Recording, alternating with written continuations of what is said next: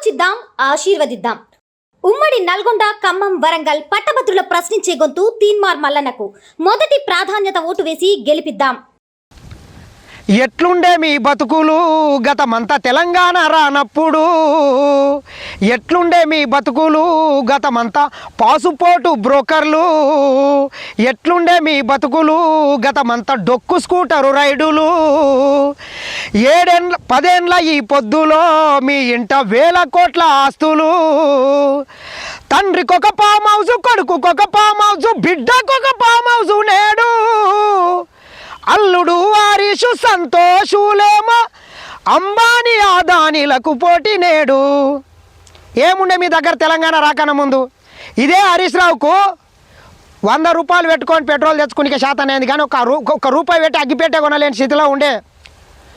Beauty parlour నడుపుకుంటుండే బిడ్డ మీ చెల్లెలు, beauty parlour నడుపుకునే మీ చెల్లెలకు బుర్జు ఖలీఫాలో కవితమ్మ బంగ్లాలు మీకున్నవే కవితమ్మ. 40-50 లక్షలు విలువ చేసే వాచ్ పెడుతుంది ఈరోజు మీ చెల్లెలు. అమెరికాలో బంగ్లాలు, దుబాయ్లో బంగ్లాలు, హైదరాబాద్లో రాజభవనాలు, ఇవన్నీ ఎక్కడికి వెళ్ళి వచ్చినాయి బిడ్డ? ఇదా నీవు అమెరికాలో చదువుకున్న తెలివితేటలు? ఇదా బిట్స్ పిల్లాన్లో చదువుకున్న మీ తెలివితేటలు?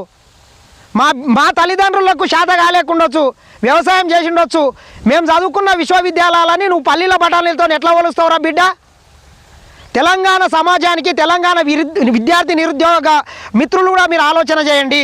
10 ఏళ్ళు ఈ దరిద్రుడే కదా, 10 ఏళ్ళు మనకు ఉద్యోగాలు లేకుండా పల్లీలు బఠానీలు అమ్ముకునే రకంగా మనల్ని తయారు చేసింది. వాడు ఏదైతే చేసిండో వాడు కరెక్టే చెప్పిండు. మనం కూడా ఆలోచన చేయాల్సిన అవసరం ఉంది. ఆలోచిద్దాం, ఆశీర్వదిద్దాం.